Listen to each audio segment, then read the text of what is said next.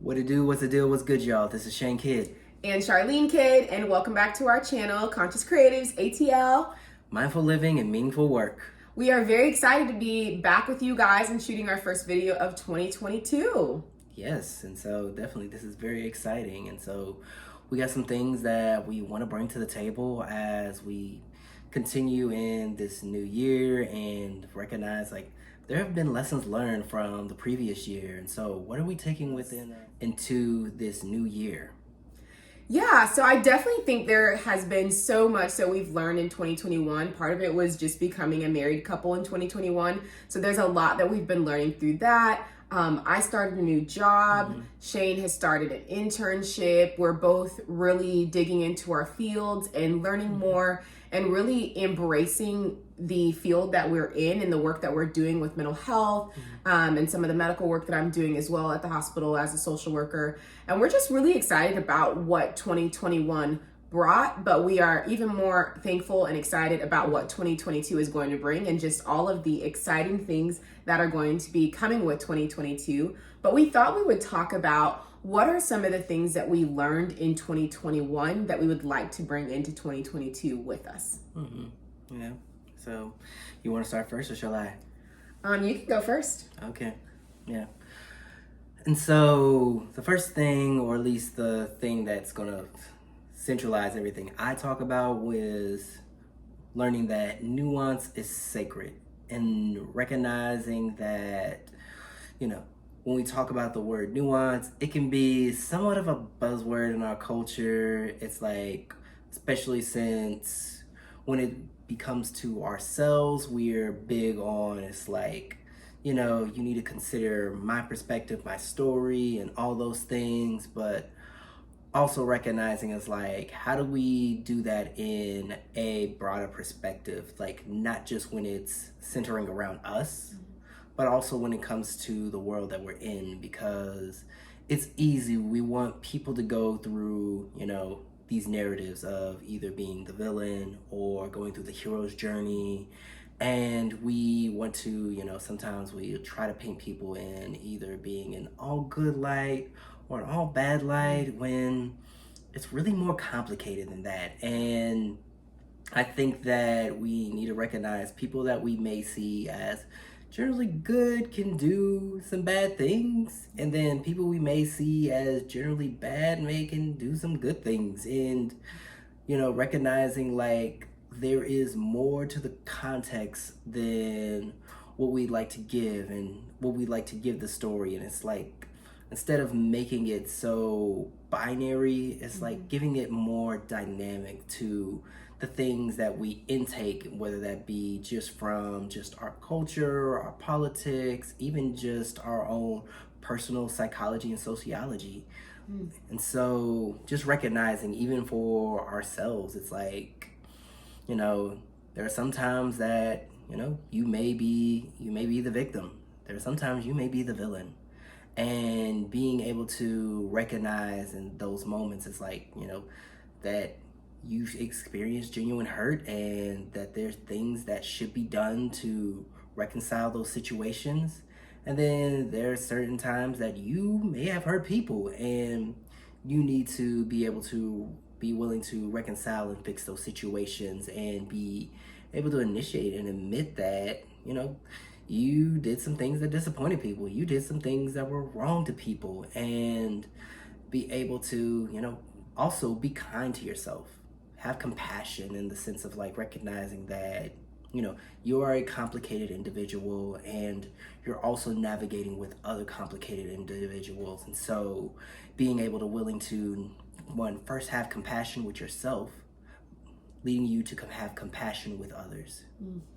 I think it's good that you said that. It made me think of one of the unhelpful thinking styles is people either call it black and white thinking or all or nothing thinking. And so what that basically means is you're functioning in extremes. So it's either this or it's this. There's no gray area. And that obviously is considered an unhealthy or unhelpful thinking style, because life is not black and white. There are lots of shades of gray, and we need to be able to navigate in those spaces in an appropriate way. And so when we think of people as all good or all bad, it really puts us in this space where we feel like we're stuck. It's either this or this, when that's not really the case.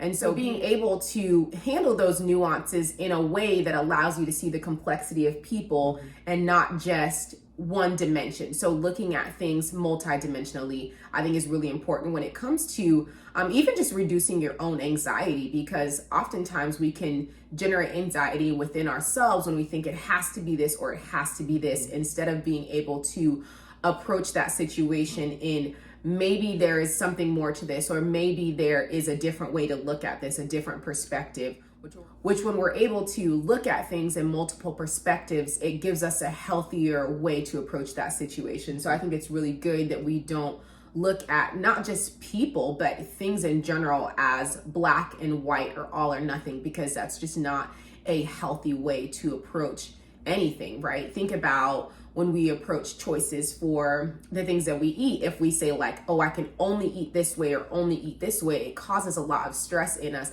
when we think about how we're approaching food. Or even when it comes to the way we engage with maybe family members that we feel are unhealthy. If it's like it has to be this or it has to be this, no, you can pick and choose how you want to approach either of those situations in a way that allows you to feel as though you are in control of the situation in those spaces and ways that you can control it, but also able to step back when it requires things of you that you're not willing to give. And so it's not as black and white as we want it to be, but learning that the shades of gray are also appropriate ways to handle situations as they come at you. And kind of speaking of that black and white thinking, that's definitely something that I felt like for 2022, I want to make sure that I don't bring into 2022. Anyone who knew me in 2021 would have said that I was like, this is how things are, this is how they're going to go. I'm very much a person who can kind of turn to black and white thinking and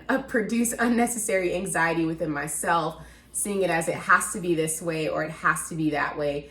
And so just one of the things that I was learning in 2021, with the help of my kind husband here, is that it doesn't have to be black and white. It doesn't have to be this or that. Learning to approach things in a way that allows you to feel freedom and to feel less stressed. So for example, when we talked about starting this business, at the same time I was trying to start another business, and then I was also getting interested in real estate, and I had started this new job, and of course I was just married, and I'm so used to doing things and being able to feel like, okay, I'm getting this done, this done, this done, check, check, check. And it just wasn't like that. And so I was really struggling and just really having a hard time navigating that, because it was like, well, I have all these things to do and I want to do them all right now. Like I have to do them all right now. And that really wasn't the case. There was nothing that was saying. And she wanted them to be perfect.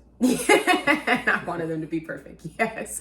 There was nothing saying that I couldn't put one of these things on the back burner and just approach one of them with everything that I had, everything that I could give, and then later down the road approach some of the other ones. And so just one of the things that I want to make sure that I'm continuing to bring into 2022 is that my thoughts don't have to be so black and white. There are shades of gray, and I don't have to put so much pressure on myself to do all these things, because the truth is I was essentially paralyzed by how much I felt like I had to do in my new job, in my new role as a wife, in my new plans as an entrepreneur, in my new goal of working in some of the creative spaces that I wanted to engage in. And so I had to learn I don't have to do all these things at the same time. There's nothing telling me that I have to. So with trying to do all those things at once, I essentially became paralyzed and did none of them. So you might have noticed there are a couple videos back, I just wasn't in them, because I was like, I can't find the motivation or energy to do any of this. But it was because I had put so much pressure on myself to do all of it. And so that's one of the things that I definitely want to make sure that I'm bringing into 2022, is just being able to say, okay, yes, I have this goal, but I don't have to accomplish this goal right now. Yeah, I appreciate you sharing that. And so even just remembering it's okay to slow down. And so if you haven't watched the video where I do called It's Okay to Slow Down, you really should watch that and just like recognizing like the idea of, not rushing yourself, being able to rest, being able to actually take time where you're breathing and not being consumed by this timeline that you have created in your head, which of course, I think goals are important. I Right. think definitely having them give a sense of timeliness to your goals is valuable, but also making sure that is not consuming your identity, Mm-hmm. defining you, and allowing you to think of yourself as lesser for not being able to complete Mm-hmm. those in those constructed timelines that you created is very important. And so, which goes back to what I was mentioning the when it came to what I brought out. It's like having that sense of self-compassion with yourself. Mm-hmm. Yeah, and absolutely, because we talked about this a couple of weeks ago of making those smart goals. And so making sure that they're realistic and timely, and just telling yourself it is absolutely Hmm. okay to move the timeline for your goal to make it more realistic. Hmm. It's okay to slow down, to space things out. It doesn't have to be go, go, go. Um, Hmm. and there's nothing saying that I have to accomplish all these things all right now in order to have value at all. And so really, one of the things that I definitely want to bring into 2022 is just the ability to realistically look at where I'm at and where I want to be and create a plan, but also give myself compassion within the plan to move it around, to be flexible, and to remind myself that everything doesn't have to be done right now. Yeah. Yeah, definitely. Just recognize where you are and appreciate the journey that you're on. And so be encouraged by those things. And Yeah. so I think we're going to begin to share a few more things this month about some of the things we're going to take in for. So you'll see that in another video. But until then, please like, comment, and subscribe, and share with us some of the things that you learned from last year and that you're taking into this year. We would love to hear and get some more dialogue going on the channel. So definitely share, and we will catch y'all next time. Peace.